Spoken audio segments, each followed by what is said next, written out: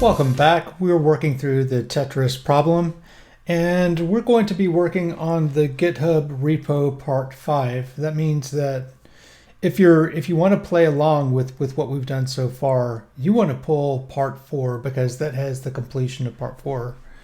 So what we want to do first, and maybe this is the only part that we're going to be working on in this section, I'd like to write some tests, but I'd like to do that in a way that the tests are pretty easy to understand. And I think that that's going to mean a little bit of exploration for us. So let's do that now. So as you recall, we had a couple of different files. And the one that we haven't really exercised in our tests has this idea of points, which basically, let me bump the font a little bit. But the points basically take as a first argument a set of points. And these are just simple X, Y locations. And we set it up this way because these are reducers. That means that we can take these and we can pipe through a couple of different operations. And a good example is our rotate 90 function, which starts with some points and then it transposes the X and the Y. Basically changes XY to YX throughout all the points. And then mirrors all the points. And you can see the mirror formula that we use.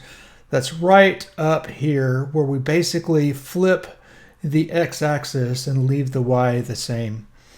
And what I'd like to think about is how we can quickly test these without a whole lot of ceremony.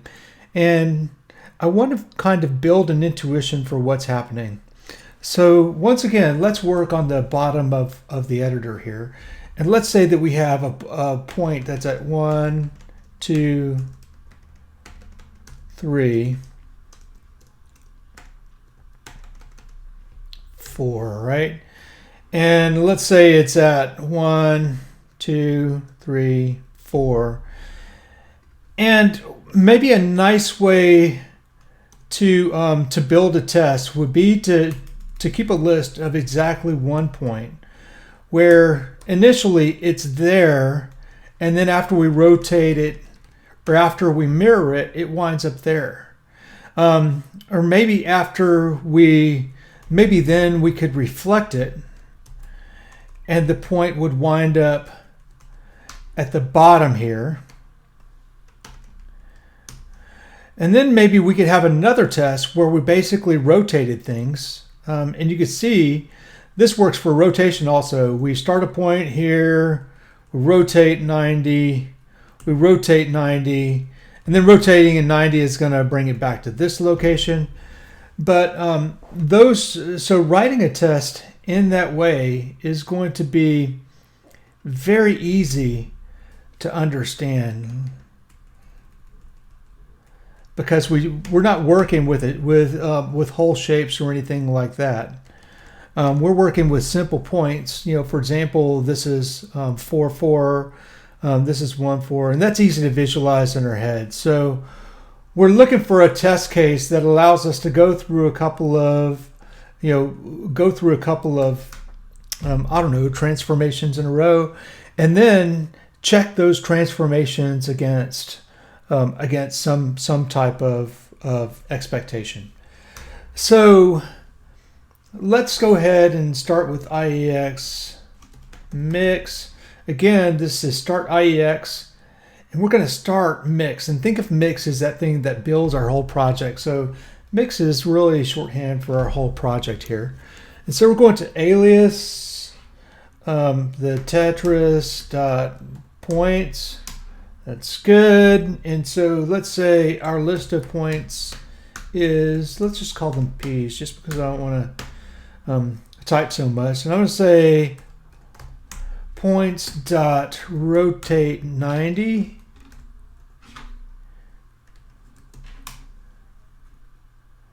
I'm sorry. We first need our list of points. And we said that we were going to start this, we're going to work with a list of points. That was maybe just one point, and we start it on the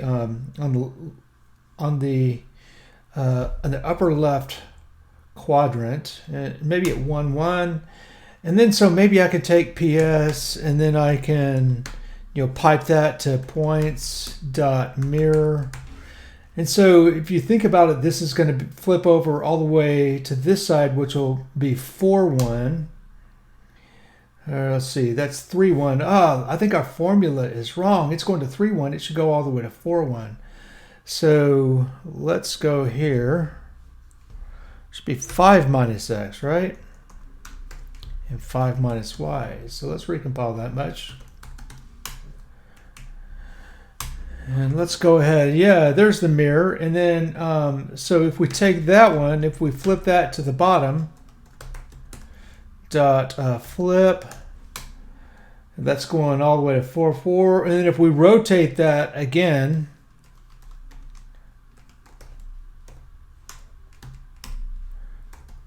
so rotate 90. So that should flip it all the way back to the left again. So we should be now at 1-4, and then maybe we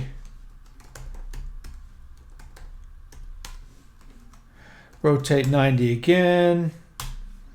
So that flips us back to 1-1. So this would be a really cool test if we could build some assertions in at a couple of places along the way. So let's try to do something like this.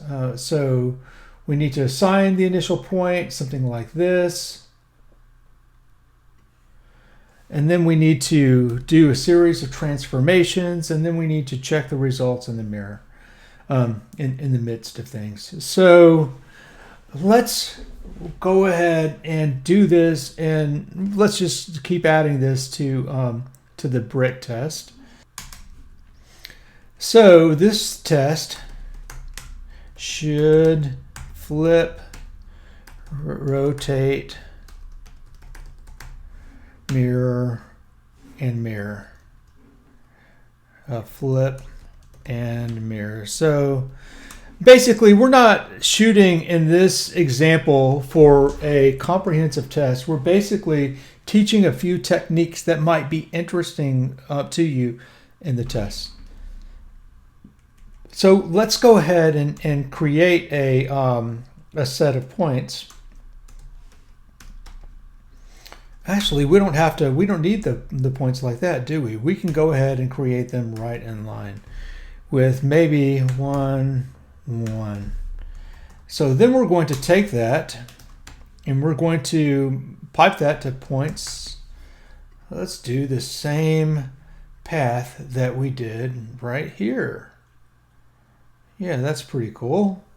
So that's a mirror flip and a couple of rotates. And it actually is interesting because this rotate is going to hit our special case of rotating back around to 0. So let's do this. And that's the points. So basically, if I have new lines in all these places, there's a pretty pipe, right? But one of the things is that I'd like to be able to assert this, but assert doesn't work that way. So instead, I think what I'd like to do is build a function that doesn't assert, and that assert is not it's not a pure function.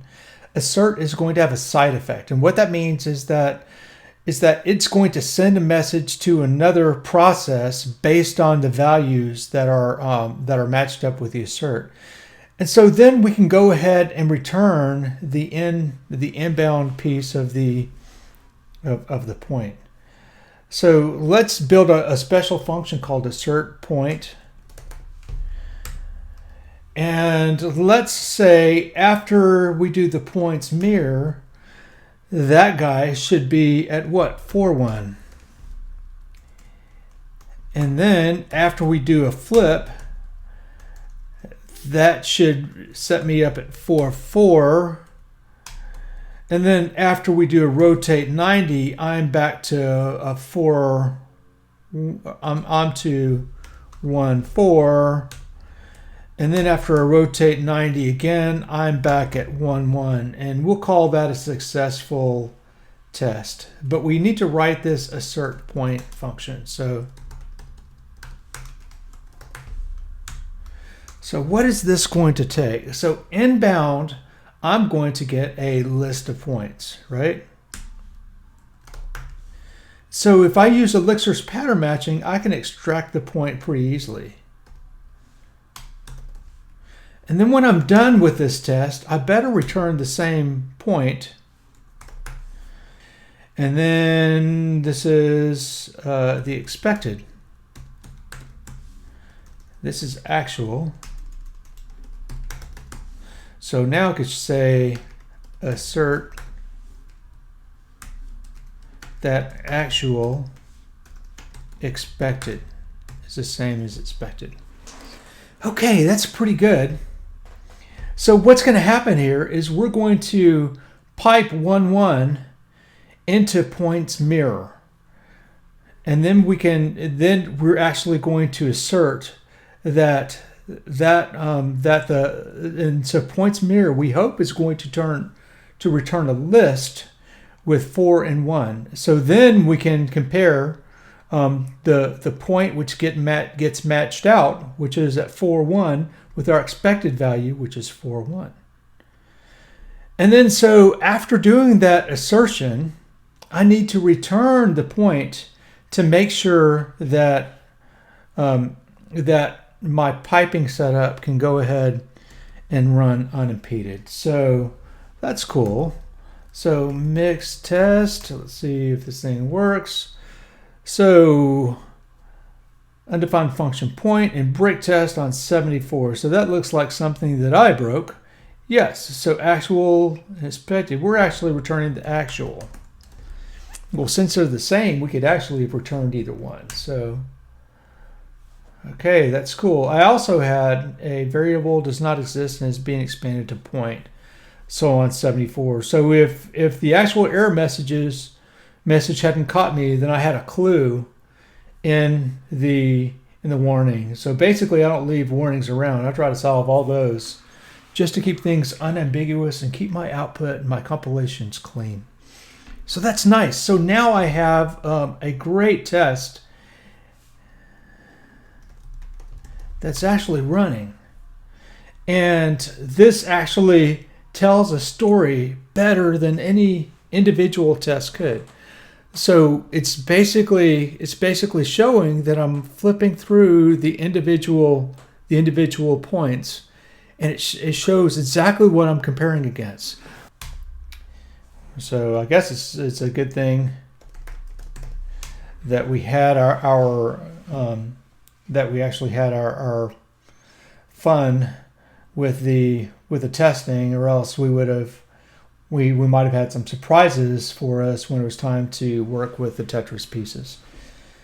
But all danger is avoided. We've been tested, and now it's time to think about rendering an individual block. Okay, so let's think about how we want to render a block. I think that one of the ways that we can actually do this is to put all those points into a map where the default that we get is, basically we could put all the points in, and the default that we get would actually be an empty space, and if a point actually showed up, then it would be some type of occupied space, maybe a dot and an O or something like that would be cool, just to kind of show where we were in space. We could also use an emoji. Let's see what we like. So let's go back to the brick, because this is where we should probably turn a brick def to S. So we might be able to get some extra mileage if we do this right out of the inspector, out of IEX, but we'll see how this works. So let's go ahead and take a block here. And the first thing that we're going to do is we're going to take the points and we're going to create some type of a key value pairing with them and feed that into a map. So let's say points. So So my map is equal to my block. I'm going to feed that into shape. And I'm going to feed that into enum.map. And I'm going to take a function with some type of a, this has points, right? And so I'm mapping over those. So now I have a point, right? And this is a, so now I can return a key value pair. And the value, let's see if we can do something cool. Maybe an emoji. So let's go to emojis and symbols. How about bullets and stars? Oh, how about these boxes? They're pretty cool. So I'll take that box.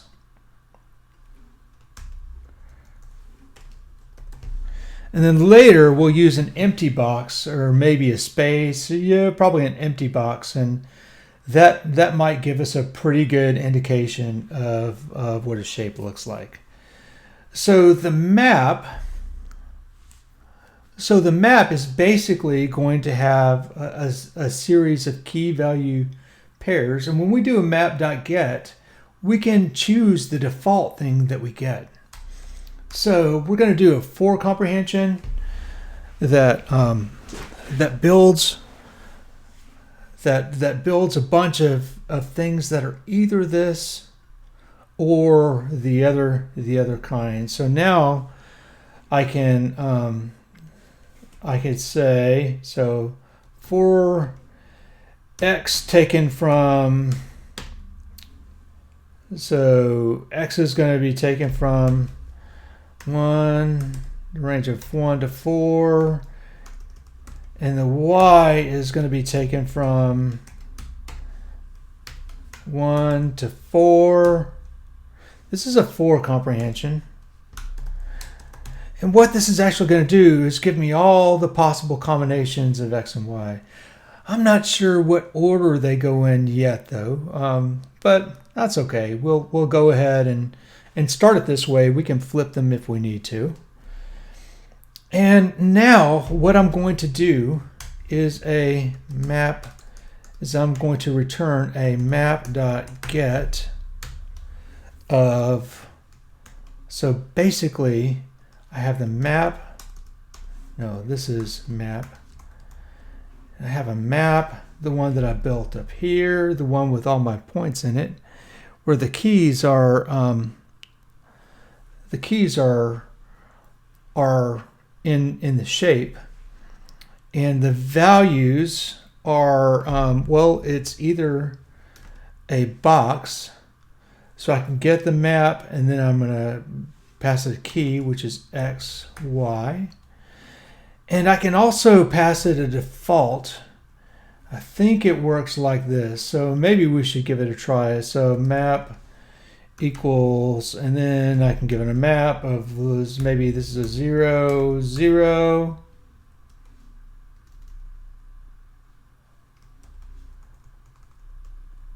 A 0, 0, yeah, there we go. And I'm going to basically map that onto an X. And so let's say map.get map, and I'm going to pass that 0, 1, that doesn't exist, and then I'm going to pass that some type of a default, like a dot. See what that's going to give me. Yeah, it gives me a dot. So this is a default value. That works like I expected it to. I think that I was thinking it might also be a function, but it's not. We're safe here. So now I can go back to my emojis and symbols, and I think that it was one of the bullets. Yeah, it was one of those. Yeah, now we have a pretty good, we can get a bunch of these things. So basically what this is going to do is go through all possible combinations of x and y. And I don't know which order it's going to go in. It might take x 1 2 3 4 first, and then y 1 2 3 4. I think it's going to, that y is going to be in the outer loop. So if that's the case, then we ought to be able to basically chunk these, dot chunk every 4. So I'm hoping this will give me row 1, row 2, row 3, and then row 4. And then, so I could say enum.map, and that should allow me to join all these things. So I'm going to basically do a chunk over 4, and then I'm going to map over those, and I'm going to join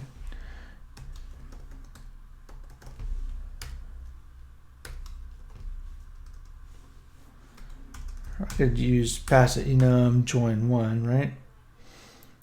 Which is going to just take those pieces and combine them. And so then I can that whole thing on new line.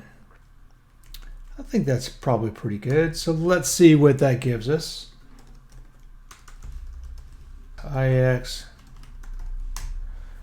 Okay, so we got a compilation here. Undefined function key at brick at 106. We like compilers.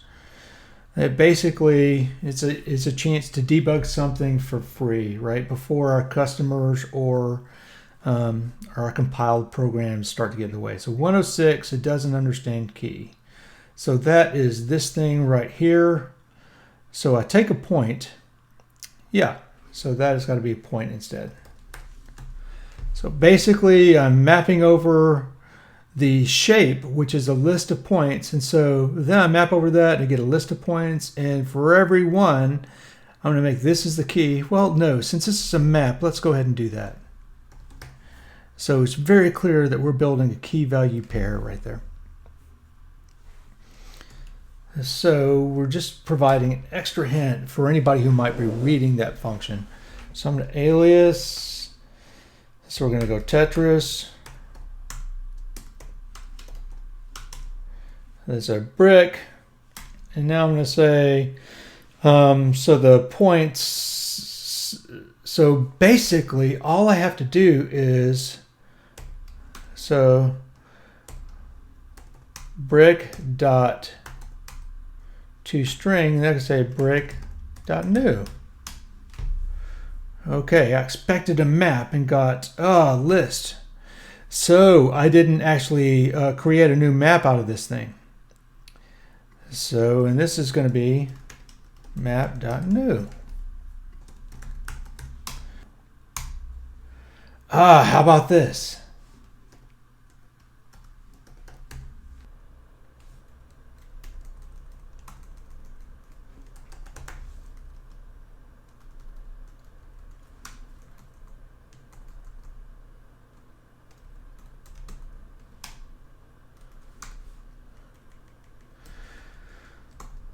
Okay, and this we should actually say probably module like that.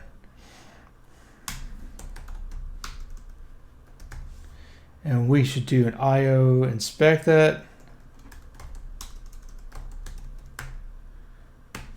So what we're doing here is we can, this again is a side effect, and this is the return value, because we actually want that to, yeah, we want that to print. Yeah, that's right. We want to pick up the new lines. We don't want to inspect it. I need a print in points. So we could start playing with that. Yeah, okay. So what we're going to do is we're going to call this, yes, this is, so basically all this is getting the point. Everything else in here is working on points already, isn't it? So let's go ahead and take that. And let's call this points refer to bricks anywhere. I'm not sure that it does. I think that's probably a good design decision, because I think that brick is a higher level deal. So I'm going to take that and I'm going to call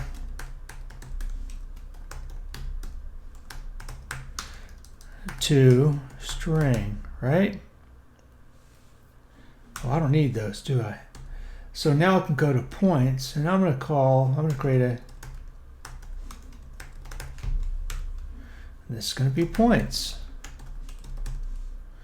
So, okay, so I think this was a pretty good design decision. We'll see in a second.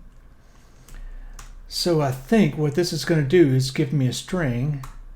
So now all I have to do is say points here.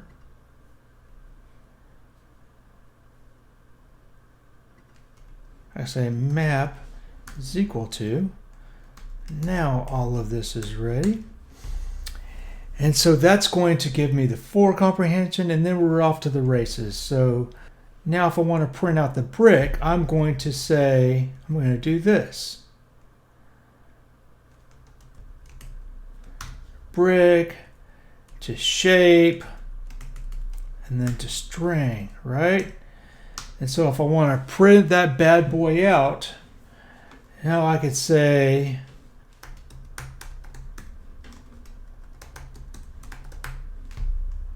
print. So we're going to start with a brick, and then we're going to pipe that to toString, and this is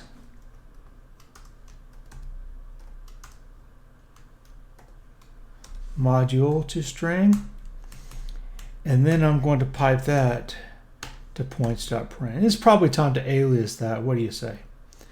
So alias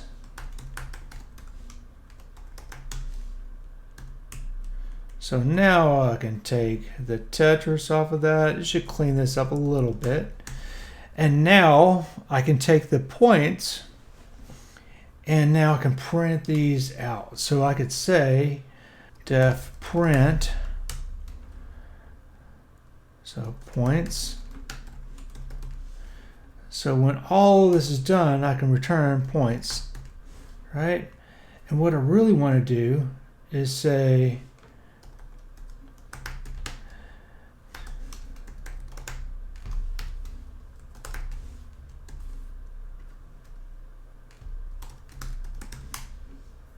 okay, yeah, so toString conflicts, the same problem that we had last time. We've got a short memory. So this is a module. So I can recompile this. Okay, now I'm going to play with this. So that's going to give me brick.print shape. Protocol, enumerable protocol is not enabled for this. Okay, see if we like that better.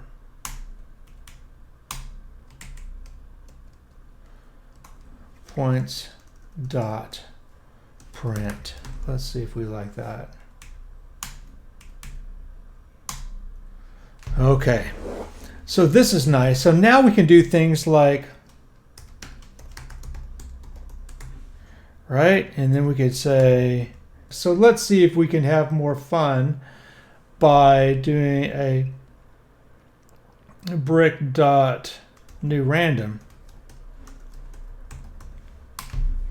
Yeah, I think that this is that I really like the way that that our rendering has turned out here. I think it's going to make it really easy to see what's going on. I think that maybe one of the things that we could do is check out the is spend a little bit of time and check out the IEX and find out exactly how just we could override and spec to return some of this information. Maybe that's overkill, but it might be some fun to try out. So who knows, maybe we'll do that next. Maybe we'll shift into, start getting things ready for LiveView. So we'll see you in just a minute.